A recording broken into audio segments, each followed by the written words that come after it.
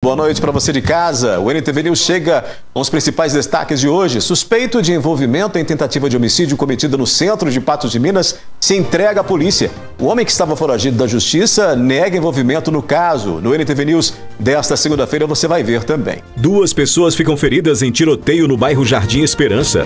Ocorrência de violência doméstica termina com a apreensão de drogas. As movimentações no primeiro dia de provas do Enem em Patos de Minas. A repercussão do tema da redação deste ano sobre os desafios para a valorização da herança africana no Brasil. Os riscos e cuidados com as descargas elétricas durante o período chuvoso. A audiência pública discutirá projeto de circulação dos serviços de transporte público em Patos de Minas. Moradores do bairro Vila Rosa reclamam da demora para a conclusão de obra da Copasa. A gente mostra caso de racismo sofrido por um garoto de 11 anos em Lagoa Formosa. Tem ainda os acidentes que aconteceram agora no final da tarde, início da noite. A gente vai mostrar tudo para você no NTV News que está começando.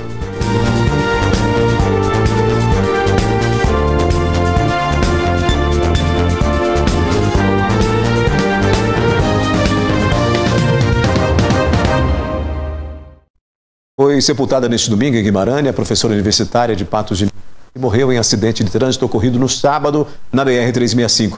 Outras 3 pessoas ficaram feridas, entre elas uma criança de 1 ano de idade. O acidente foi registrado no sábado na BR-365 em Patos de Minas. O motorista de um caminhão seguia sentido Guimarães e contou à polícia que perdeu o controle do veículo devido à pista molhada e com óleo e rodou. O caminhão bateu em um carro que vinha no sentido contrário. O veículo de passeio era ocupado por 4 pessoas, entre elas a professora universitária Maria Luísa Correia, de 30 anos, que estava no banco de trás com a filha de 1 ano. As 4 pessoas foram socorridas com ferimentos, mas Maria Luísa não resistiu e morreu no hospital. O corpo da professora universitária foi sepultado neste domingo em Guimarães. Ela deixou uma filha e o marido que estavam no veículo no momento do acidente. A FEPAM, Unipan e Colégio Universitário publicaram nota de pesar pela morte da professora Maria Luísa, reconhecida pelo comprometimento, delicadeza e acolhimento com o outro. Ela se formou em psicologia pelo Unipan, se tornou mestre em promoção social e atuava na instituição desde 2019. Um tiroteio ocorrido no final da noite do último sábado deixou 2 pessoas feridas no bairro Jardim Esperança, em Patos de Minas. O crime aconteceu na rua Solimões, que localiza-se no bairro Jardim Esperança. 3 jovens estavam do lado de fora de uma das casas da rua quando uma moto com 2 indivíduos se aproximou e iniciou os disparos. Por volta de 11 horas da noite, a Polícia Militar recebeu um chamado de uma equipe do SAMU, que estava na rua Solimões, lá no Jardim Esperança, atendendo uma ocorrência de pessoas que foram alvejadas por disparo de arma de fogo, né? Imediatamente a polícia compareceu ao local e no local foi constatado que haviam 3 jovens, né, na porta de uma residência de uma dessas vítimas, quando aproximou uma motocicleta com 2 ocupantes, uma motocicleta de porte maior, possivelmente uma Lander, modelo Lander, com 2 ocupantes. E o garupa, ele sacou uma arma e começou a efetuar disparo de arma de fogo para o lado deles, né? Imediatamente uma dessas vítimas, né, eram 3 jovens, um de 20, um de 18 e uma de 16 anos. Esse jovem de 20 anos também estava armado, sacou sua arma, um revólver e efetuou algum disparo em direção a eles, né, os quais evadiram. Possivelmente eles não consumaram a intenção deles justamente porque essa vítima também estava armada. Segundo informações do SAMU, o jovem de 18 anos apresentava perfurações na região lombar e foi atingido de raspão no braço direito. Já o jovem de 20 anos foi atingido no braço esquerdo. Aí foram socorridos imediatamente pela equipe do SAMU, né, removidos ao hospital regional. E hoje conversamos com a irmã dessa vítima que foi alvejada no abdômen. Ele foi submetido à cirurgia e passa bem. Ele aparentemente, a princípio, não corre risco de morte. Até o momento não se sabe o que realmente motivou o crime, mas a Polícia Militar trabalha em busca de esclarecimentos. A única coisa que se sabe é que uma das vítimas não se sentia segura no bairro. Ele nos informou que, por ele ser do bairro Quebec, ele sabia que não era bem-vindo naquele bairro Jardim Esperança. Por isso que ele estava armado, que ele já temia por um acontecimento dessa natureza. A motivação a gente ainda não conseguiu levantar, né? Foram feitas diligências durante a noite para poder identificar esses autores, né? E agora durante o dia também nós estamos buscando informações na tentativa de identificar e prender esses autores. Um casal foi preso no bairro Morada da Serra após uma denúncia de violência doméstica que terminou com a apreensão de drogas. A situação ocorreu no bairro Morada da Serra. A denúncia teria sido feita por um motorista de aplicativo que viu o homem dessa situação mostrando uma arma para sua amásia, para sua companheira. Em razão disso, ele fez a denúncia e a polícia militar compareceu ao local, constatando que a mulher realmente estava sendo ameaçada pelo companheiro e ela deixou com que a polícia militar entrasse na casa. Ao entrar na casa, a polícia verificou a presença de drogas. Foram apreendidas 15 barras de maconha, o valor de R$600. Também foram apreendidos telefones celulares e uma balança de precisão. A Polícia Militar tem mais informações sobre a abordagem. Nós recebemos a denúncia de que o autor teria mostrado uma arma de fogo para um motorista de aplicativo. Em tese, teria sido motivado por ciúme, considerando que a amásia dele havia solicitado o serviço desse transporte.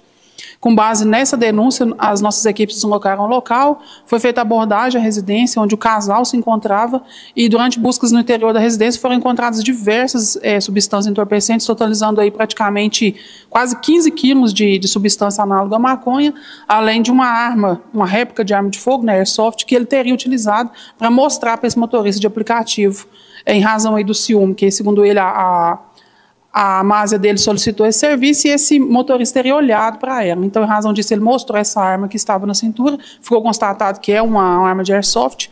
O casal, então, foi preso e conduzido à delegacia de polícia. Na tarde de hoje, uma motocicleta e um caminhão se envolveram em acidente de trânsito no cruzamento entre a Avenida Brasil e a Rua Ouro Preto. Mais um acidente foi registrado em Patos de Minas, desta vez no bairro Brasil, envolvendo uma Sprinter Truck e uma motocicleta. Segundo informações dos envolvidos no acidente, os dois veículos vinham na Avenida Brasil e fizeram uma conversão para a direita na Rua Ouro Preto. A moto teria se adiantado para tentar virar antes e a Sprinter teria virado de forma mais fechada, o que resultou no acidente. A motocicleta teve mais estragos, no farol, nas setas e no tanque, enquanto a Sprinter Truck teve arranhões na lataria e na porta, do lado direito do veículo. A Polícia Militar foi acionada e foi registrado o boletim de ocorrência. Ninguém ficou ferido. No final da tarde de hoje, início da noite, mais 2 acidentes aconteceram. Ainda hoje a gente mostra para você esses 2 casos registrados por nossa reportagem. Depois do intervalo, as movimentações no primeiro dia de provas do Enem em Patos de Minas e a repercussão do tema da redação deste ano sobre os desafios para a valorização da herança africana no Brasil. Neste domingo aconteceu a primeira rodada de provas do Enem entre os participantes de Patos de Minas, um misto de ansiedade e de confiança. As ruas do centro de Patos de Minas estiveram agitadas no início da tarde deste domingo. Estudantes por todos os lados, ansiosos para chegar ao seu local de prova e repassando os últimos detalhes na cabeça antes de um dos testes mais desafiadores da vida de cada um. A primeira fase do Enem 2024 é marcada por 45 questões de linguagens, 45 de ciências humanas e a redação, que em todos os anos apresenta um tema diferente, condizente com assuntos sociais que estão em alta no momento. Nós viemos até o Centro Universitário de Patos de Minas, que será um dos locais de aplicação da prova. Nós conversamos com alguns alunos sobre preparação e expectativas para o exame. São 9 meses de estudo, né, que eu tô agarrada. É o primeiro Enem que eu tô fazendo, eu nunca fiz antes, então assim, pra mim tá sendo uma novidade. Eu tô com bastante medo, porque eu não sei o que cai. Olha, eu tô como treineiro, mas eu já estudei muita coisa e acho que vai dar bom. Creio que a maioria das matérias que vão cair vão ser matérias de curricular básico, por exemplo, matemática básica, língua portuguesa, história do Brasil, esses assuntos que geralmente são abordados em todas as escolas. Eu pretendo fazer medicina, quero muito passar esse ano. ano e eu espero que dê tudo certo. Desde o início do ano, né, a gente está preparando para o foco nesse Enem. Minhas expectativas aqui são altas, mas tipo, eu estou ansioso, né? Tem como não ficar, mas eu estou com boas expectativas. Nós tivemos uma semana muito intensa, uma semana preparatória, né? Nós focamos em todas as disciplinas voltadas para a área de linguagem, de ciências humanas. Então nós temos certeza que os nossos alunos estão muito preparados e hoje estarão também muito tranquilos e confiantes para fazer uma excelente prova. E cada um tem uma ideia de qual pode ser o tema da redação deste ano. Eu creio que seja tema voltado para o meio ambiente, principalmente por causa das queimadas que teve. Para a redação, eu espero muito que caia sobre o meio ambiente, ou se não, saúde mental, sabe? Doping cognitivo. Eu creio que o Enem, ele sempre vem tratando da invisibilidade das pessoas. E como a cartilha do estudante, eu não me lembro muito bem ao nome, ela teve uma temática muito puxada para educação e linguagem, eu creio que vai se tratar da invisibilidade dos alunos no Brasil. Eu puxo mais pro eixo tecnológico, mas também pode ser alguma coisa, questão ambiental, algo mais social, o que sempre é, né? Os portões foram abertos ao meio-dia e se fecharam às 13 horas em ponto. A recomendação do INEP foi para que os candidatos chegassem aos seus respectivos locais de prova com pelo menos 1 hora de antecedência. Após o fechamento dos portões, os alunos são direcionados para as suas respectivas salas e as provas começam a ser aplicadas pontualmente às 13 horas e 30 minutos. Os alunos terão 5 horas e meia para a finalização e para entregar o cartão resposta e a redação para os aplicadores. Quem acompanha esse pós-prova é a repórter Isabela Santos, que trará mais informações para você aí de casa, incluindo o tema da redação, que é um dos momentos mais aguardados desse Enem. É com você, Isabela. Olá, Emanuele, é isso mesmo. Nós estamos à frente do Centro Universitário de Patos de Minas, um dos locais de aplicação do Enem 2024. E nós viemos aqui para saber o que os alunos acharam sobre o primeiro dia de prova, principalmente sobre a escolha do tema da redação deste ano, já que é um requisito que sempre gera muita expectativa entre os participantes. A redação do Enem 2024 trouxe como tema desafios para a valorização da herança africana no Brasil, incentivando milhões de estudantes a refletirem sobre a importância de reconhecer e valorizar as raízes africanas na cultura brasileira. Achei o tema muito tranquilo, porque é um tema muito do cotidiano que precisa ser mudado, né? Então, pra mim, o melhor foi o tema, assim, mais tranquilo de fazer. Pra esse tema, acho que eu não tava esperando. Esse aí me pegou de surpresa e o resto da prova foi... Algumas foram tranquilas, outras foram mais difíceis, mas acho que eu fiz uma prova boa. Honestamente, foi um tema fácil de abordar. Meu repertório estava condizente com ele, o repertório que eu tinha decorado momentos antes. Então, os temas que eu pesquisei até antes para ver se tinha um padrão estabelecido, foi um dos que eu mais gostei assim de abordar sobre, que eu tive melhor desempenho. Agora, após essa etapa, os candidatos enfrentam um novo desafio, a prova de Ciências da Natureza e Matemática, marcada para o próximo domingo, dia 10 de novembro. Essa prova é composta por 90 questões, que exigem atenção, raciocínio lógico e domínio de conteúdos de Química, Física, Biologia e Matemática. Para o segundo dia eu estou mais confiante, porque minha área é mais exatas e eu sou mais preparada, mas eu acho que vai dar certo. E um dia após o primeiro domingo de provas, o tema da redação do Enem deste ano continua reverberando entre estudantes e professores.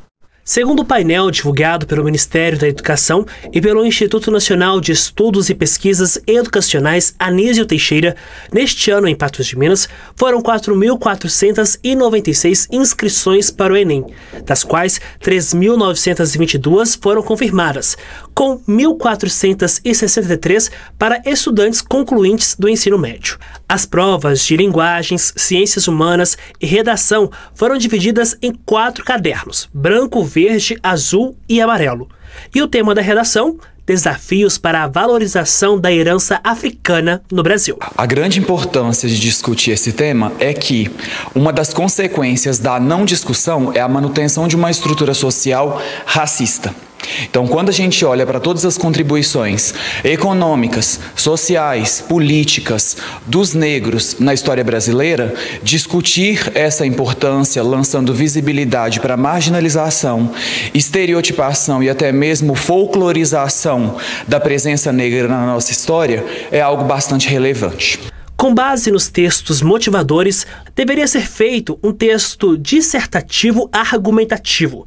Sabemos que alguns gabaritos extras oficiais já foram divulgados, mas como saber se foi bem na redação? A primeira coisa, ele tem que fazer um projeto de texto que contemple a direção que os textos motivadores deram para aquele tema. Então, a palavra-chave desse ano, né, a palavra que não poderia ser negligenciada para esse tema é a palavra herança. Então, é um tema para discutir de que maneira a herança africana no Brasil é desvalorizada. E ao final do texto, o aluno precisa apresentar uma proposta de intervenção que mitigue, que resolva, atenue esse problema. Eu não esperava, eu confesso, porque é um tema que a gente sempre está falando, um tema muito latente, né, hoje em dia, sobre racismo, sobre a importância da cultura negra no Brasil. Então é um tema que eu não, confesso que eu não esperava, mas na hora que eu vi, eu achei muito bom e eu pensei, não, eu vou conseguir escrever uma boa redação. Além disso, os textos motivadores foram muito bons, eu acho que deu para aproveitar bastante na hora da redação, dá uma luz também pra gente. Então, assim, eu acho que a redação em si, tanto como tema, quanto os textos motivadores, além disso, na prova de linguagens, tinham muitos textos falando sobre isso, na prova de humanas também. Então, eu acho que a prova inteira em si ajudou muito para escrever a redação. Em linha cronológica, o tema entra para a história, como em 2014, publicidade infantil em questão no Brasil. No ano seguinte, a persistência da violência contra a mulher na sociedade brasileira. Em 2016, caminhos para combater a intolerância religiosa no Brasil. Em 2017, desafios para a formação educacional de surdos no Brasil. Em 2018, manipulação do comportamento do usuário pelo controle de dados na internet. Em 2019, democratização do acesso ao cinema no Brasil. Em 2020, o estigma associado a doenças mentais na sociedade brasileira. Na versão impressa, já na versão digital, o desafio de diminuir a desigualdade entre regiões no Brasil. Em 2021, invisibilidade e registro civil, garantia de acesso à cidadania no Brasil. Em 2022, desafios para a valorização de comunidades e povos tradicionais no Brasil. No ano seguinte, desafios para o enfrentamento da invisibilidade do trabalho de cuidado realizado pela mulher no Brasil. A redação desse ano é um tema que eu gosto, que eu acho que tem um pouco de ligação com o tema das mulheres, que é mais minorias, vamos dizer assim. Então é um tema que eu gosto. Eu gostei de escrever, gostei do tema, achei que é um tema muito bom, um tema necessário, inclusive nos dias de hoje. E eu preferi o tema desse ano, inclusive, ao invés da redação de 2022, que fala sobre os povos indígenas e tal. Eu achei que eu consegui desenvolver melhor o meu texto na redação desse ano, inclusive em comparação com a redação do ano passado também. Eu gostei bastante do meu texto e do tema. Nós estamos dentro de um conjunto de temas nos últimos 10 anos que focam muito questões minoritárias, que são importantes para a gente pensar num país que quer consolidar a cidadania e que quer aperfeiçoar a sua democracia. A primeira etapa já aconteceu. Agora, no próximo domingo, os alunos irão fazer provas de matemática e também de ciências da natureza. Até lá, muito estudo. A seguir tem a previsão do tempo para este início de semana e os riscos e cuidados com as descargas elétricas durante o período chuvoso.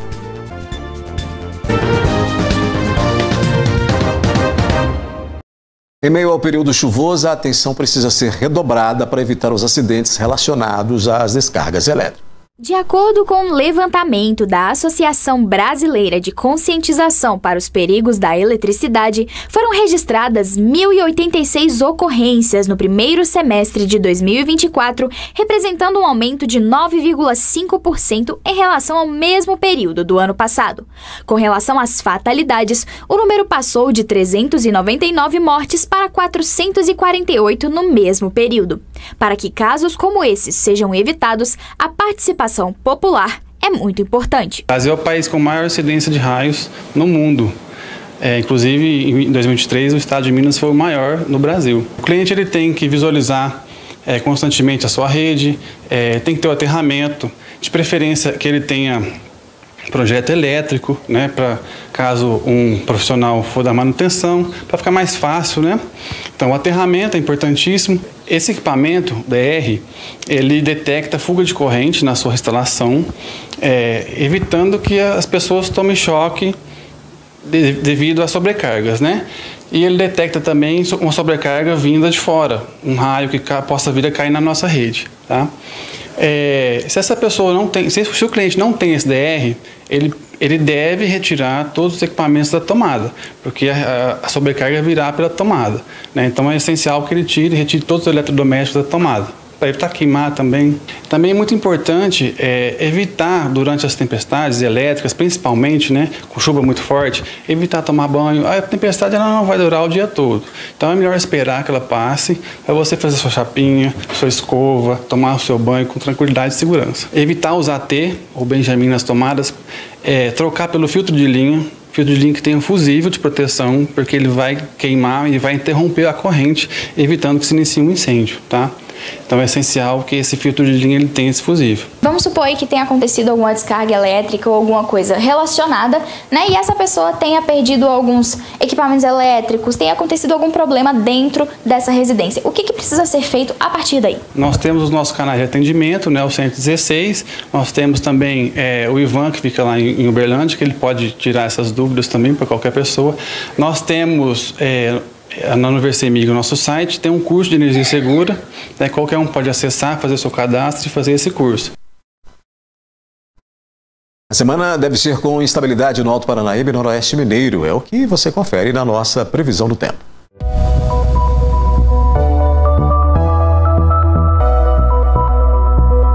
Previsão do tempo. A previsão para a terça-feira é de céu com muitas nuvens e pancadas de chuva e trovoadas isoladas. A temperatura sofre declínio e a umidade relativa do ar registra 70%. Em Patos de Minas, mínima de 19 e a máxima pode chegar a 24 graus. Em Lagoa Grande, variação entre 21 e 27. Em Alagamar, vai de 20 a 25 graus. Já em Guimarães, de 18 a 23 graus. Em Carmo do Paranaíba, vai de 19 a 25. E em Varjão de Minas, mínima de 19 e máxima de 24 graus.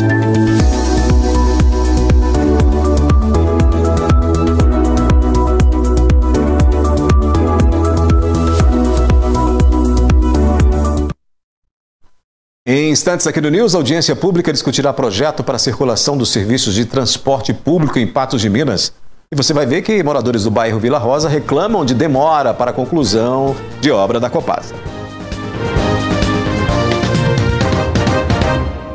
Uma obra realizada pela Copasa no final da Rua Roraima, no bairro Vila Rosa, tem gerado reclamações entre os moradores. Os transtornos seguem sem uma solução há mais de 40 dias.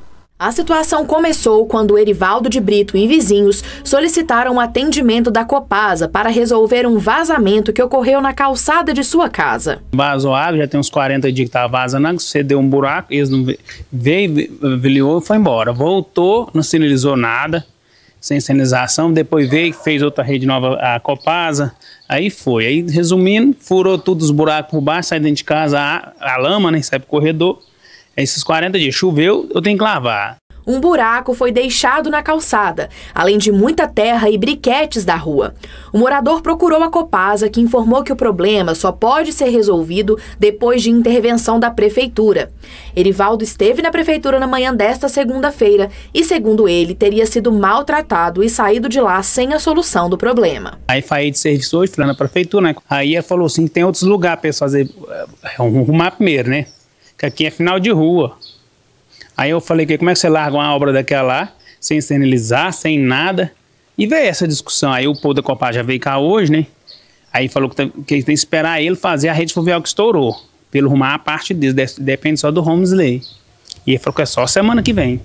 A situação é delicada. Sempre que chove, a casa de Erivaldo fica tomada pela lama e há perigo de queda no buraco, além da intervenção ter deixado o pavimento oco. Tá nem sinalizado, não tá, né? É fundo, né? E tá pra cair, né?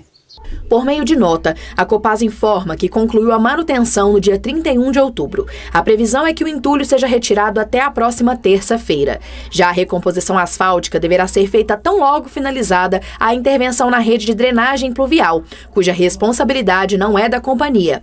A Prefeitura de Patos de Minas se manifestou, dizendo que a equipe da Secretaria de Obras da Prefeitura tomou consciência do problema e já se mobiliza para que a situação seja regularizada o mais breve possível. Um projeto que trata das diretrizes para a circulação de trânsito e do serviço de transporte público em Patos de Minas deve ser discutido durante a audiência pública nesta terça-feira. Aqui ao meu lado está a Ana Paula Moraes, secretária de trânsito daqui de Patos de Minas, para fazer um convite muito especial para você aí de casa. Ana Paula, amanhã lá na CDL vai acontecer uma audiência pública aí, né? Vamos explicar para o pessoal de casa o que será essa audiência e o que será tratado lá? Exatamente. Esse é um convite para que todas as pessoas participem nessa audiência pública, onde a gente vai trazer aí todas as mudanças propostas, né, o trabalho desenvolvido pelo escritório Jaime Lerner, Arquitetos Associados. É um trabalho aí de grande impacto, né? Tá todo mundo ansioso para saber de fato o que vai ser mudado na cidade. Muitas vias passarão a ter mão única, né? Outras que já são mão única talvez tenham ali a área invertida. A gente vai ter também uma mudança grande no transporte coletivo, a melhoria das rotas. Tudo isso para melhor atendimento da população e também nas questões do trânsito, né? Que a gente todos os dias aí acaba vendo muitos acidentes, né? Muitas notícias ruins em relação ao trânsito. Então esse é um trabalho muito importante. Então a participação popular ela é extremamente também para validar esse trabalho, né? Ela é muito importante em relação a isso. Então a gente mais uma vez convida a que todos participem amanhã às 19 horas no CDL. E para essas pessoas que comparecerem, elas vão poder realizar perguntas, né? E como é que vai funcionar esse sistema? Como é que vai ser a logística para que essas perguntas sejam respondidas? Primeiro é uma oportunidade das pessoas conhecerem o trabalho, né? O trabalho vai muito além de só soluções para o trânsito. A gente tem soluções muito maiores para a cidade como um todo. Então é uma oportunidade para que as pessoas conheçam, né, de forma mais ampla o trabalho todo. E aí durante a explicação vai ser disponibilizado um QR Code para que as pessoas façam perguntas, né? E essas perguntas serão debatidas durante a audiência pública. A gente vai ter essa oportunidade de ter essas perguntas respondidas pela equipe do escritório, né? Então por isso que a gente reforça que essa presença é muito importante. Ana Paula, a gente sabe que o trânsito hoje ele é uma preocupação muito séria de Patos de Minas, né? Inúmeros acidentes por dia, várias mortes estão acontecendo e existe algum plano da prefeitura para que isso seja pelo menos diminuído um pouco? Exatamente esse é o plano, né? Então é a apresentação do trabalho proposto. O escritório Jaime Lerner Associados é um escritório tem um renome internacional, eles já fizeram vários projetos, né? Inclusive na região, em Uberaba, em Uberlândia, então além de outros, né, nacionais, enfim, então tem um respaldo muito grande, de uma importância, né, muito grande em relação a isso. Então a gente convida para que todos conheçam e conheçam exatamente essas propostas, né?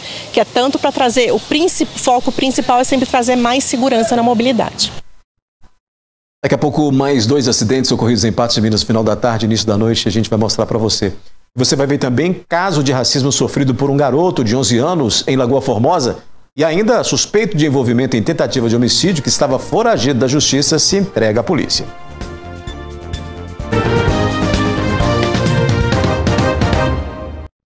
O final da tarde e o início da noite de hoje foi marcado novamente por mais ocorrências de acidentes de trânsito em Patos de Minas.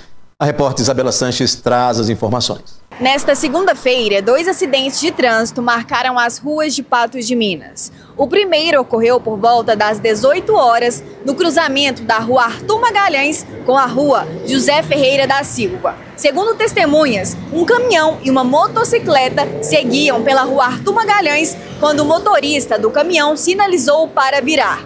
O motociclista, de 19 anos, não teria percebido a seta e tentou ultrapassar, resultando na colisão. Ele sofreu uma possível fratura na tíbia, enquanto sua irmã, de 26 anos, que estava na garupa, teve escoriações e fraturas no braço esquerdo. Ambos foram socorridos pelo SAMU em estado estável e encaminhados à Santa Casa de Patos de Minas. O motorista do caminhão foi liberado após a chegada da Polícia Militar.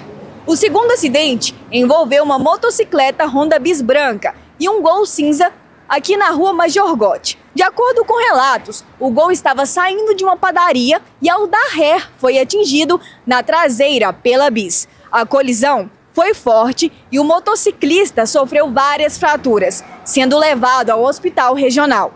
A Polícia Militar também esteve no local, liberando o condutor do carro após esclarecimentos. Isabela Sanches para o jornalismo da NTV. Obrigado, Isabela, pelas informações. Um garoto de 11 anos e o pai dele foram vítimas de racismo em Lagoa Formosa. O caso gerou repercussão e a família se mobilizou contra os ataques e em alerta para o fim de atos desprezíveis de racismo. A mãe do garoto, que gerencia suas redes sociais, fez uma postagem em apoio ao jogador Vinícius Júnior, especialmente após a derrota do atleta na Bola de Ouro 2024. A publicação recebeu comentários positivos, mas também uma mensagem racista de um outro garoto que fez comparações à cor da pele do jovem e de seu pai. E essa semana eu postei um pôster do Vini Júnior jogador, né? Aí, uns adolescentes aqui de Lagoa Formosa, na verdade eu postei no status do Instagram. Entrou na mensagem, né, do Instagram e repostou o vídeo, né, do Vini Júnior e comentou lá que o Vini Júnior era muito preto, né? Ah, nossa, como esse Vini Júnior é preto? E depois repostou novamente, né, o pôster e colocou igual você. No caso, eles queriam dizer que era igual meu filho, né? Porque o Instagram é dele. E em seguida, ele repostou de novo e colocou igual seu pai.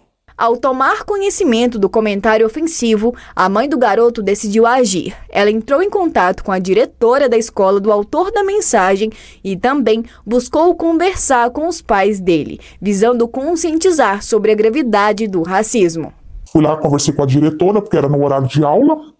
A diretora até me relatou que não estava dando conta, não está dando conta com os meninos com o celular lá na escola, né?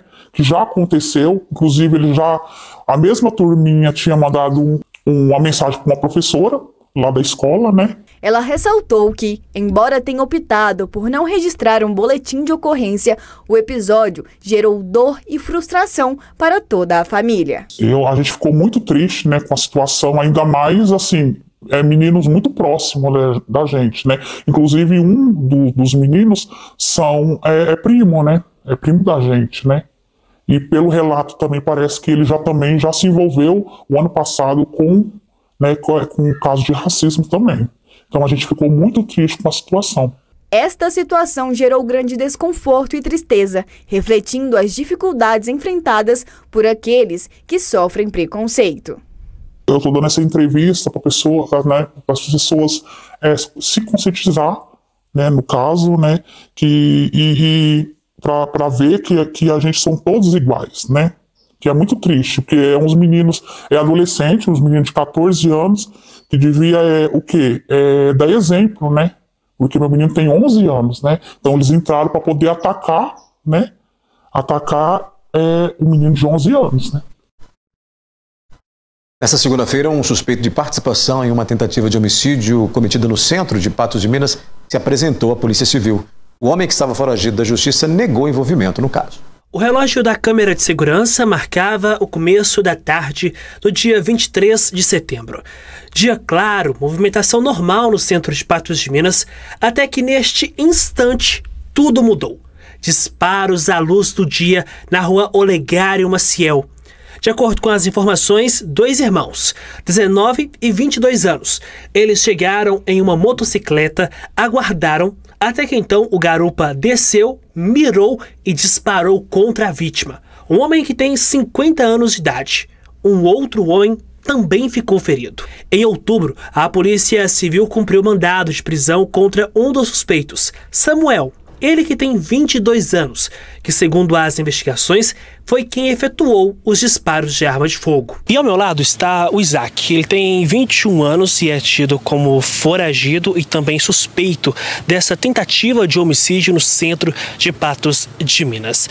Isaac, nesta segunda-feira, você, juntamente com seus advogados, resolveu procurar a Delegacia de Polícia Civil justamente para se entregar. Por quê?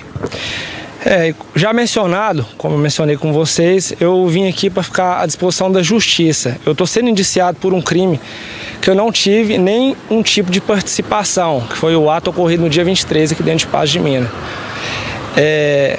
Vim hoje, juntamente com a defesa, meus advogados, se apresentar para o delegado e ficar à disposição da justiça para provar a minha inocência. Isaac, Teve-se informações e também comentários que esse tiroteio, essa tentativa de homicídio, seria por causa de briga por território. Isso realmente aconteceu. E a pessoa que estava naquela moto, um deles, o Samuel, é realmente o seu irmão. Ele afirma, ele conversou com você, ele contou para você que realmente ele tentou contra a vida daquele senhor de cerca de 50 anos. Então, após alguns dias depois do ocorrido, eu tive contato com meu irmão. O que mais ele conversou, ele me explicou mais ou menos a situação, foi que ele vinha recebendo algum tipo de ameaça da parte do rapaz baleado, Clésio, né? E agora realmente tem essa querela judicial.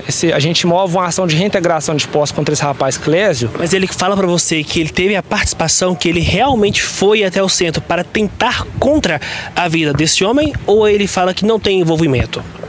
Não, realmente ele assumiu a autoria do crime. Porém, não foi nada programado ou premeditado pelo que eu conversei com ele. O advogado revela vídeos e fotos que irão compor o processo de defesa. Juntamos gravações de filmagens que mostram que Isaac não estava no local. O Isaac, na verdade, estava em outro local completamente diferente do fato. Eu sou produtor rural. No dia do ocorrido, eu estava em Patos de Minas. Eu mexo com alguns insumos, vendo alguns insumos para alguns clientes meus aqui dentro de Patos. Inclusive, nessa hora e nessa data, alguns meus clientes foram testemunhas para provar a minha inocência, que eu não tive participação alguma, que eles estavam comigo na data, no próximo horário. Inclusive, eu estava de carro, né? Com a apresentação, um pedido de liberação será feito pelo advogado. Tem que confiar na justiça, não tem que perder a fé, não. Confio plenamente, vamos entrar com o pedido de habeas corpus e vamos provar isso aí, né? Confia na Polícia Civil, confia na justiça e vai ficar provado. A investigação aponta 3 pessoas. Uma outra deve ser presa. Nós temos aí que, na verdade, nós tínhamos que vieram para Patos 3 pessoas. 2 pessoas vieram no carro, entre elas o indivíduo que foi preso na data de hoje, uma segunda pessoa e mais um outro indivíduo que provavelmente foi o irmão dele, que estava numa moto à frente sozinho. Dentro de Patos de Minas, eles se trocaram, né, fizeram uma troca de pessoas, 2 pessoas ficaram na moto e um ficou no veículo. Esse que ficou no veículo, ao que tudo indica, realmente foi a pessoa que se apresentou na data de hoje. Mas isso não retira nada de todo o arcabouço de que todos os 3 estavam envolvidos nesse crime e que aqui eles fizeram um manejo para poder evitar e dificultar as investigações, o que não foi, no que eles não conseguiram devido a um trabalho incessante da Polícia Militar, devido a um trabalho incessante de investigação da Polícia Civil e de toda a sociedade que passou diversas informações importantíssimas.